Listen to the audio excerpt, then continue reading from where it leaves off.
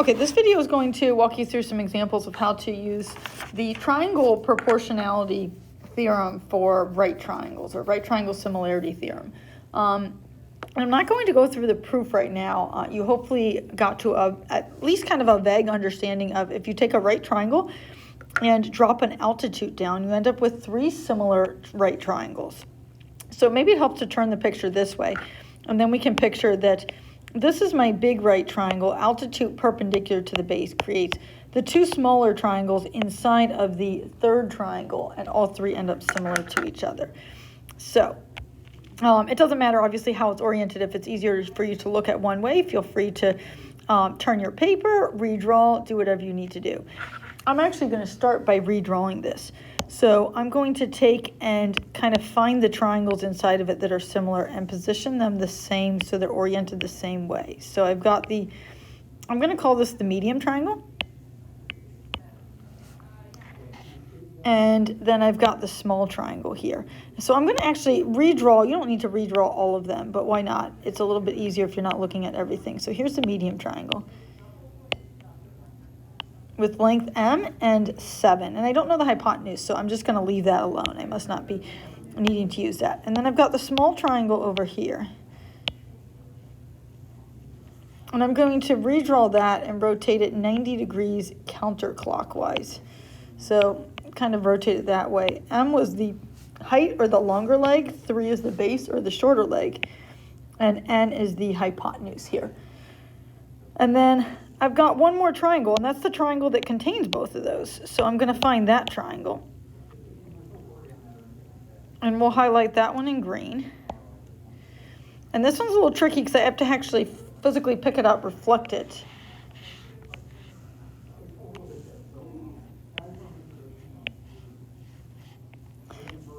And that one has N for the short leg, the right angle's there. The long leg, I don't know, that's right here.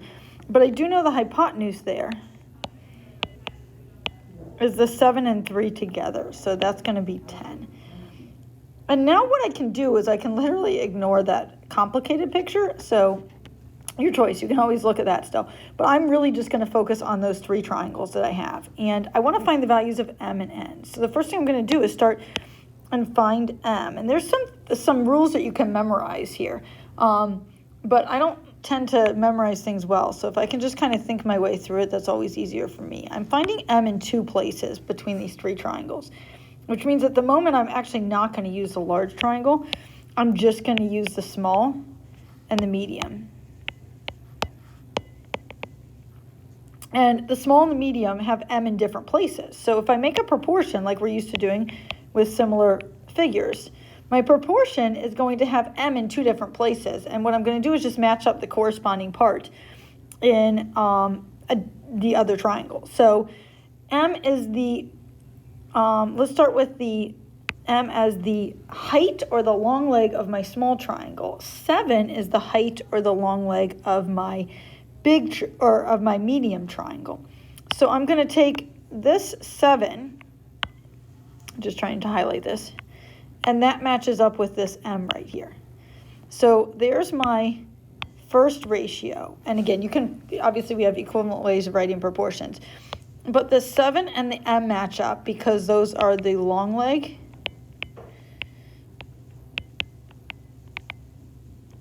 or the height of my two triangles. And then the other ratio is going to come from, well, I've got the bases or the short leg.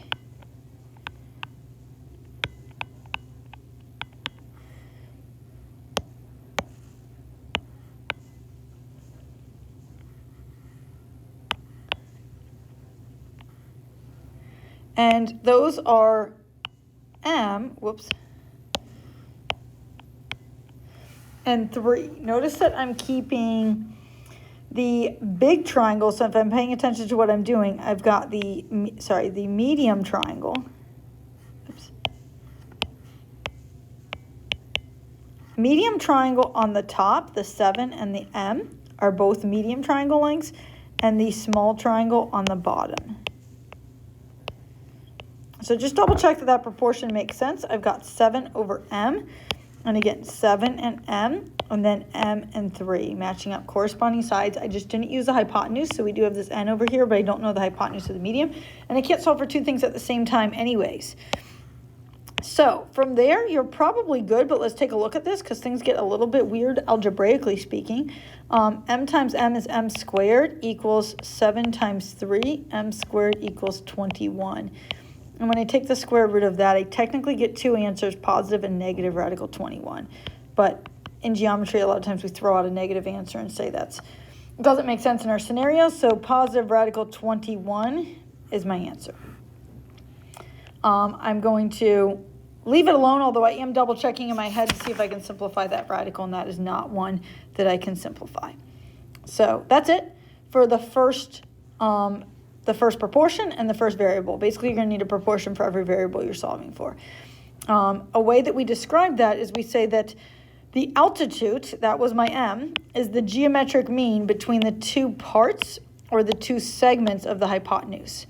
So that is the term that we use for when something is the square root of two other numbers multiplied together, is geometric mean, or you could always look at it as this proportion is when we have a geometric mean. So you might be able to make sense without redrawing it that it's always going to be this number over this variable, or whatever number's here equals this over this. So again, options for how you can do this. But like I said, I like to kind of write it out. So I'm going to set up a second proportion here, and this time I need to find my n's. And my n is going to be, so it looks like n is right here, the hypotenuse, and n is right here, the short leg. So that means I'm going to relate the hypotenuses and the short legs. So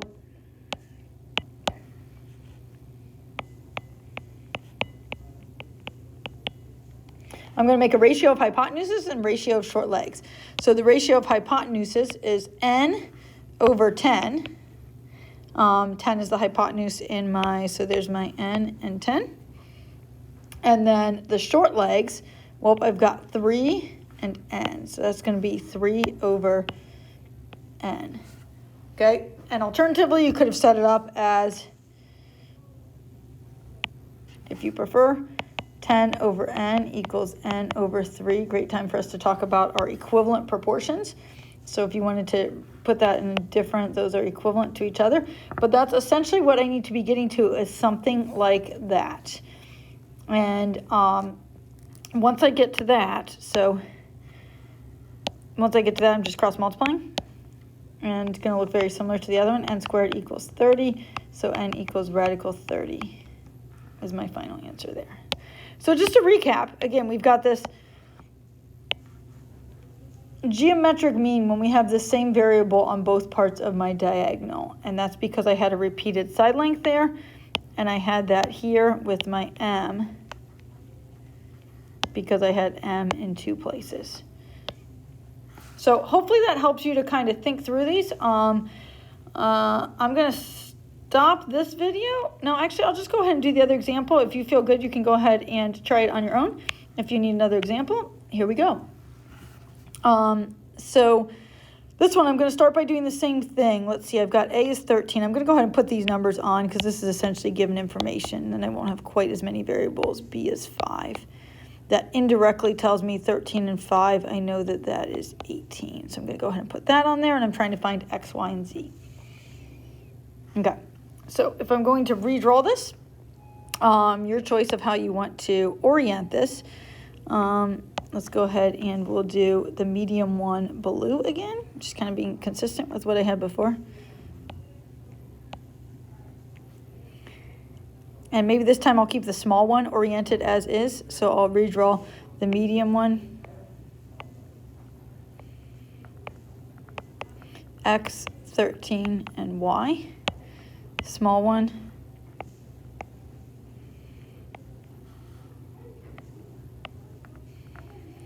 Oriented as is, X, Z, and 5. And then the big one.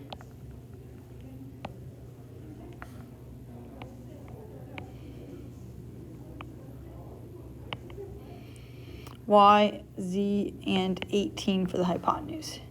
And that's a lot of thinking right there. So if you just need to pause the video and make sense of that, please do. That is, once you get that, it's just relating sides and making proportions from it.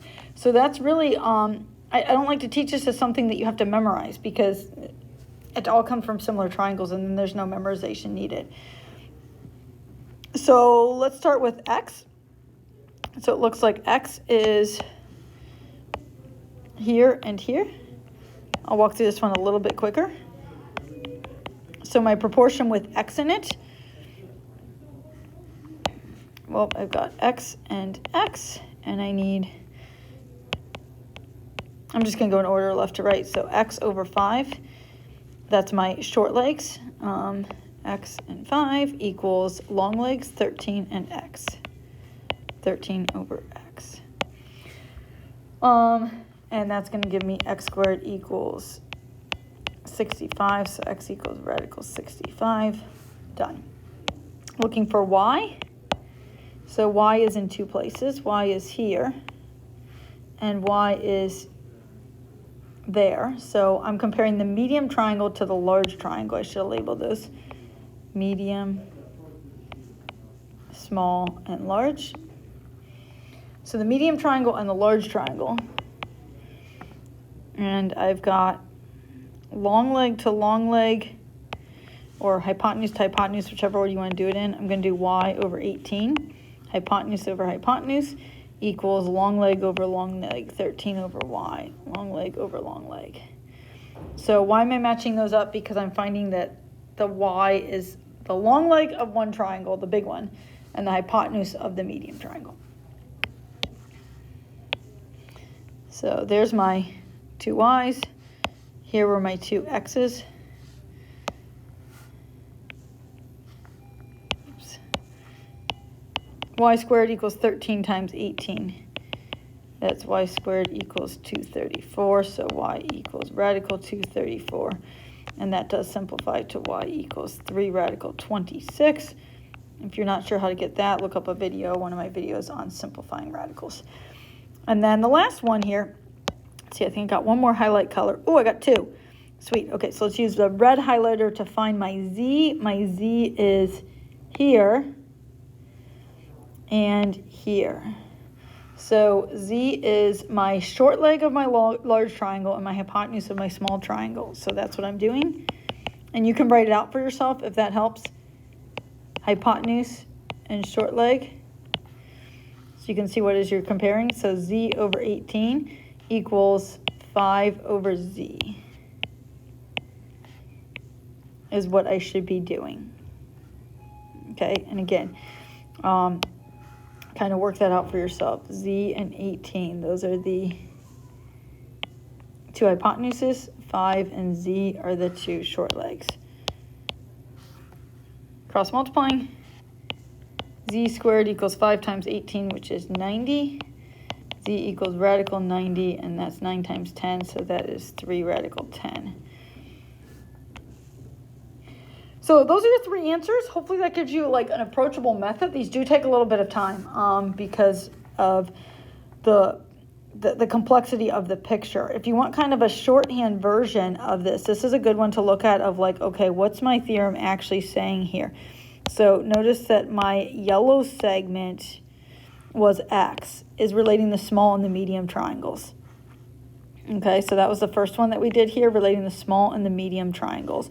Essentially, that altitude is a geometric mean between the two parts of the hypotenuse, the parts being the 13 and the 5. Notice that we didn't use 18 in this picture. The second one that I did, the y, is the long leg of my big triangle. It's a geometric mean between, so I'm looking at this one, the part of the segment or of the hypotenuse that is next to it and the entire hypotenuse. So you use that 13 and then you use the 18 and you don't actually use the 5. And this is just trying to help you maybe see some patterns. If you don't see these, that's fine. So this last one, I've got my z the other leg of my big original right triangle is the geometric mean between the 5 and the 18. The 5 and the 18, well, it looks like the 5 is the part of the hypotenuse that's closest to this leg, Z, and then I'm again using that 18. And this might help you, like I said, just find some patterns, but there's nothing that you need to memorize because I did this without any memorization, just by finding corresponding sides and matching them up in my similar triangles.